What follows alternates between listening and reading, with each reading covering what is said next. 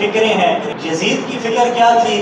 وہ کہتا تھا اس کے پاس طاقت تھی، اس کے پاس بادشاہ تھی، اس کے پاس اقتدار تھا، اور اس کا یہ نظریہ تھا کہ طاقت ہی حق ہے، کہ جس کے پاس طاقت ہے، جس کے پاس اقتدار ہے، وہ حق پر ہے۔ امام حسین نے فرمایا کہ نہ طاقت حق نہیں ہے، بلکہ اصل میں جو حق ہے وہی طاقت ہے۔ سبحان اللہ۔ یزید نے طاقت کا راستہ اپنایا اور کہا کہ طاقت حق ہے، امام حسین نے حق کا راستہ اپنایا، فرمایا کہ جو حق ہے یہی اصل طاقت ہے، سبحان اللہ۔ یہی اصل اقتدار ہے۔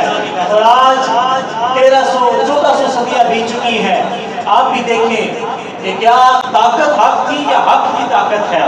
تو آپ بھی دیکھیں کہ ذکر کس کا زندہ ہے؟ مساجد میں، مدارس میں، گلیوں میں، گھروں میں 10 محرم الحرام کو ذکر مبارک اور شان کس کی بیان کی جا رہی ہے؟ جس کا نظریہ یہ تھا کہ حق ہی طاقت ہے۔